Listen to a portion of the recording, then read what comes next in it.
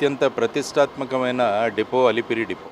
ఎందుకంటే ఇక్కడి నుంచి సుమారుగా 50 బస్సులు, రేణిగుంట ఎయిర్పోర్ట్ నుంచి 14 బస్సులు, మొత్తం 64 బస్సులు శ్రీవారి సేవకు వస్తున్న ఎవరైతే భక్తులు ఉన్నారో వాళ్ళని ఎలక్ట్రిక్ బస్సెస్ ద్వారా ఈ పర్యావరణ పరిరక్షణకి ఆంధ్రప్రదేశ్ ప్రభుత్వం నిర్ణయించిన ద్వారా ఒలెక్ట్రా కంపెనీ తయారు చేసిన బస్సులు, మా ఈవీ ట్రాన్స్ కంపెనీ ఈ బస్సులను ఆపరేట్ చేస్తుంది.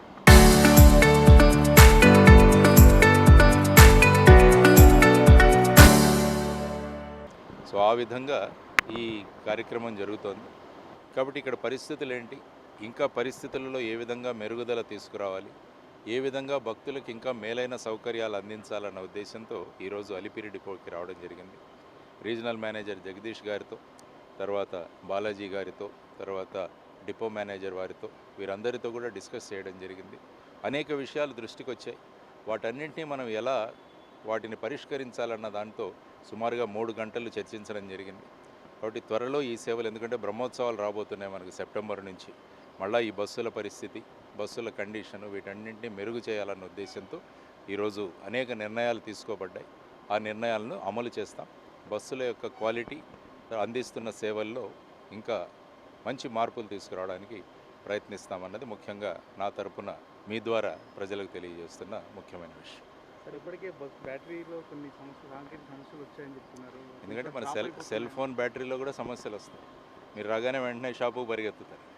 కాబట్టి ఇక్కడ కూడా సమస్యలు వస్తాయి. కాబట్టి ఆ సమస్య పరిష్కారానికి మూల కంపెనీ అయిన బీవైడి నుంచి మా పిల్లలు ఉన్నారు ఇక్కడ.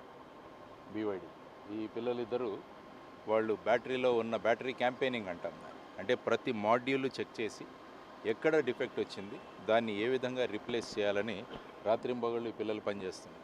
కాబట్టి వీరందరూ కూడా, మా స్టాఫ్ అందరూ కూడా బస్సు మనది, మన ద్వారా మంచి సేవలు అందించాలన్న ఉద్దేశంతో పనిచేస్తున్నారు. కాబట్టి వాళ్ళని ఇంకా కూడా ప్రోత్సహించడానికి ఈరోజు రావడం జరిగింది. అనేక విషయాలు మనం లిస్ట్ అవుట్ చేసుకున్నాం, వాటిలో మనం పరిష్కారాలు తీసుకున్నాం. ఓవరాల్గా ఈ టెక్నికల్ ప్రాబ్లమ్స్ ఎప్పటిలోపు పూర్తవుతుంది? నేను పెట్టిన టార్గెట్ 15 జూన్, 15 జూన్ లోపల ఏవైతే మనం సమస్యలు చూసామో వాటన్నింటినీ పరిష్కరించాలి అని.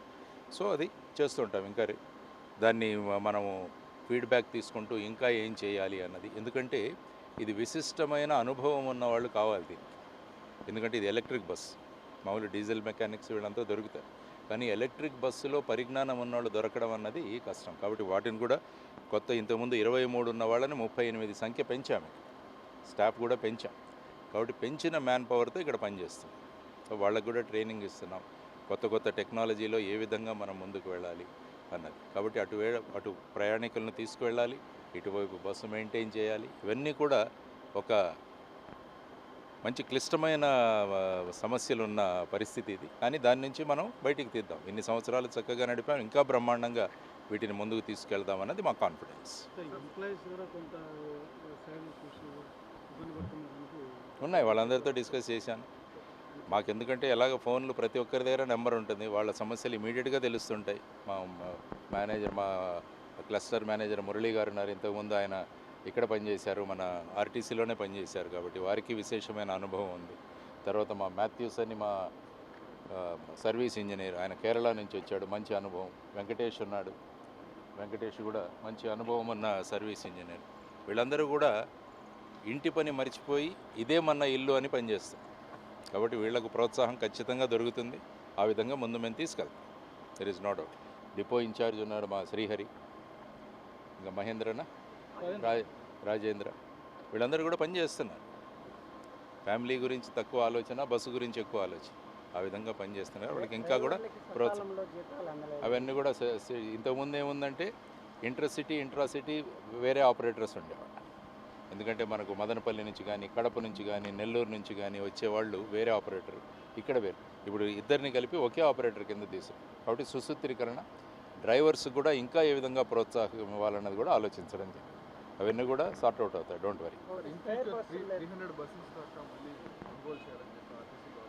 ఆర్టీసీ వారు అనుకుంటున్నారు, వాళ్ళు టెండర్స్ అవి ప్రవేశపెడతారు, టెండర్లో అనేక మంది భాగస్వాములు అవుతారు. ఉన్నాయి, వస్తాయి. ఎందుకంటే ఒక కంపెనీనే ఇన్ని బస్సులు ప్రొవైడ్ చేయలేదు. ఎందుకంటే ఆల్రెడీ మీరు మా కంపెనీ తీసుకుంటే సుమారుగా 3500 బస్సులు ఆపరేట్ చేస్తున్నాయి. 7 రాష్ట్రాల్లో 2 కేంద్రపాలిత ప్రాంతాల్లో 3,500 బస్సులు.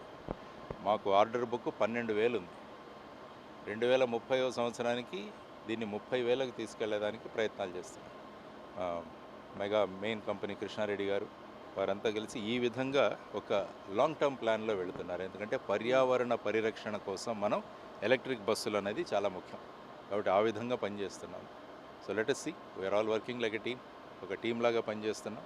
సో డెఫినెట్లీ చిన్న చిన్న సమస్యలు వస్తున్నాయి, వాటన్నింటినీ ఖచ్చితంగా పక్కకు పెట్టి మనం ముందుకు వెళతాం. ఇంకొకటి స్పేర్ బస్సులు అందుబాటులో లేదని చాలా అది కూడా డిస్కస్ చేసాము. స్పేర్ గురించి కూడా డిస్కస్ చేసాం. అన్ని ఇష్యూస్ అన్నీ కూడా డిస్కస్ చేయడం జరిగింది, నిర్ణయాలు కూడా తీసుకోవడం జరిగింది.